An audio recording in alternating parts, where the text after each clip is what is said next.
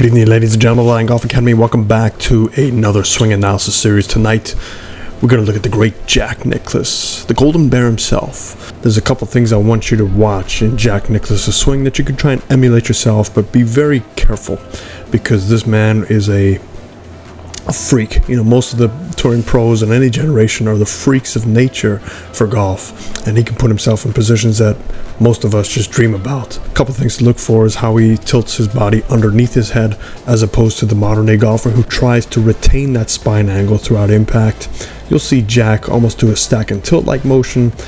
He was known for a flying right elbow, and a lot of people criticized him, but hey, whatever works. These older generations, a lot of it had to do with their shafts. So if you take a look at, I got a video here, the next one's a couple over, and you'll actually see the flexion in the shaft really kick through an impact.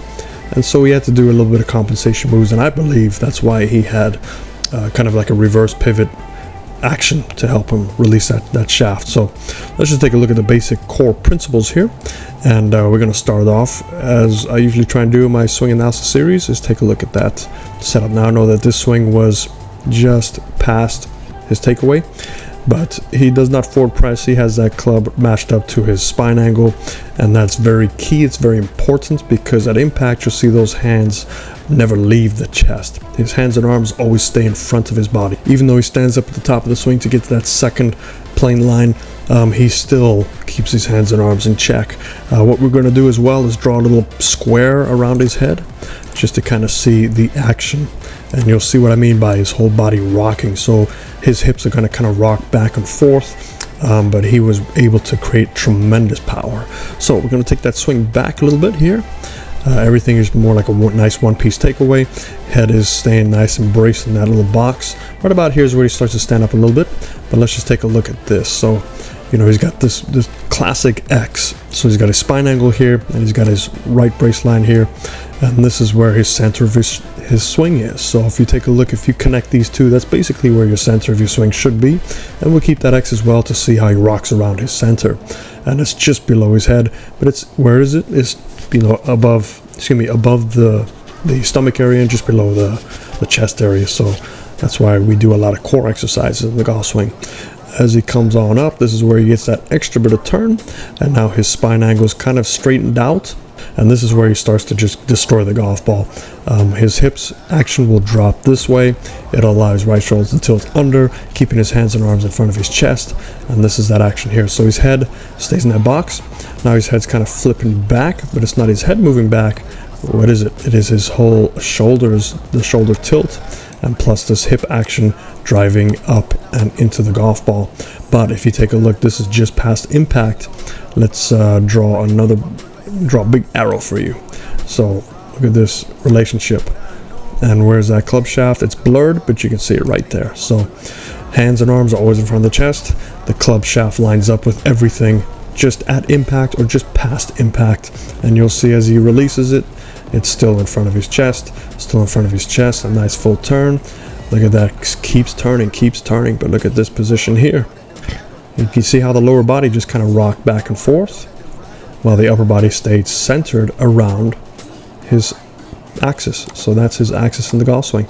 So as long as you find your axis and you can, you know, tilt and turn underneath that axis, you're fine. So for a Jack, it's right in his chest there. For other players, you know, you just have to do your research and find your own axis. So let's clear this up here, and I'll be right back. Okay, so I got this next swing here. This swing is actually very reminiscent of Tiger. Both Tiger and Jack had incredibly fast hips, an incredibly strong lower body, and this is where they developed a lot of their power. And this is why Jack had to get that extra little leg lift at the top to really pound down and turn as hard as he could. But you'll see this past impact is what I'm talking about here. So it looks pretty good. There's that one piece takeaway. Everything's staying connected. It's just a big wide turn. Hands are in front of the chest. Right here is where he starts to break away a little bit. So his left leg comes up, and that's probably just to help him turn a little bit more. You can see that hip has to open up a little bit more. Maybe he wasn't as flexible as some of these younger guys on tour now, but he still gets his hands in line with his chest. Now watch this action here. This is very Tiger-like. So the big separation of the knees. So his right knee is kind of staying planted. His left knee drives out. That's that huge separation. So he's storing a lot of torque here, and he's going to get ready to drive up through that golf ball right there. That's very Tiger-like. So you see this when Tiger in his prime. Nice straight right leg as he's pushing that energy up to his left hip.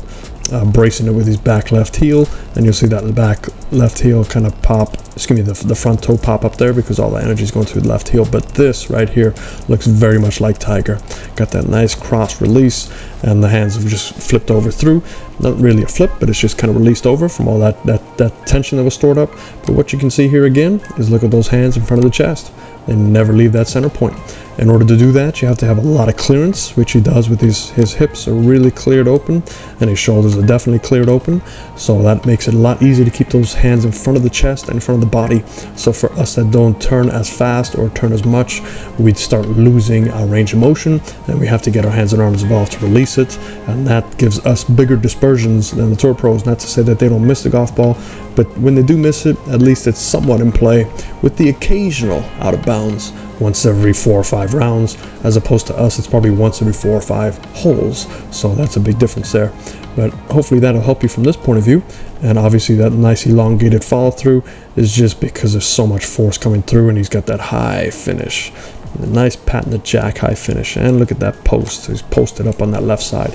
Slight little bit of a back angle there, and that's to help his launch angle.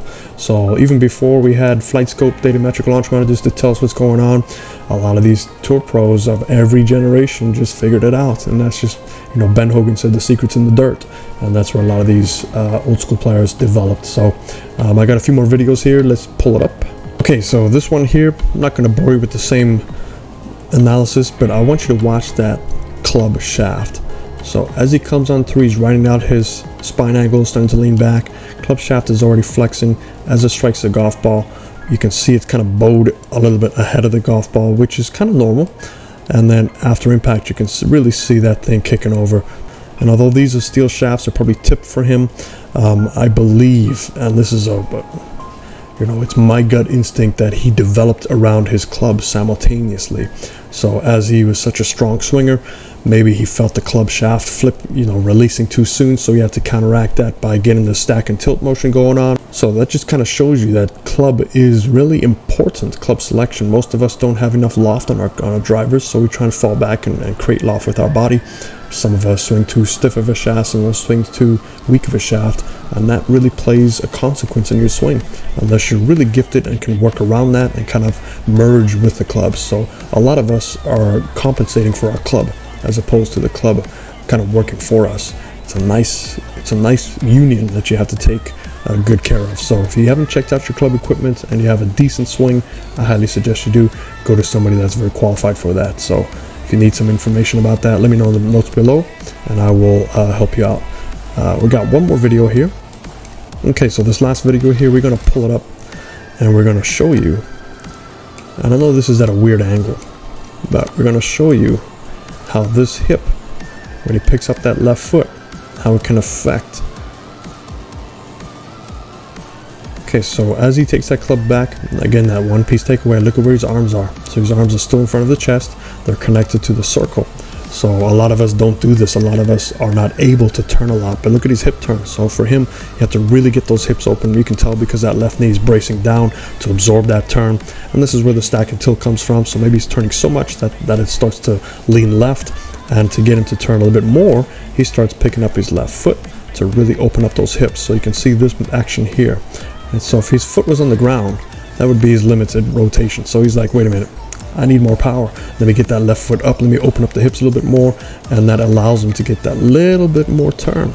And that sets him off in his transition.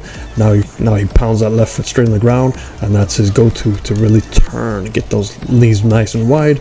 And then all of a sudden he drives up and into the golf ball. And that's a beautiful position here. And then he just goes right on through.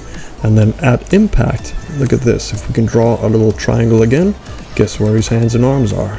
Right in front of the chest. So that's the key. If you can get your hands and arms in front of your chest to travel there during the prime time, and the prime time for us is right about here, right here to there. If you can get those hands in front of the chest while you turn and tilt under, that takes a lot of weight distribution management.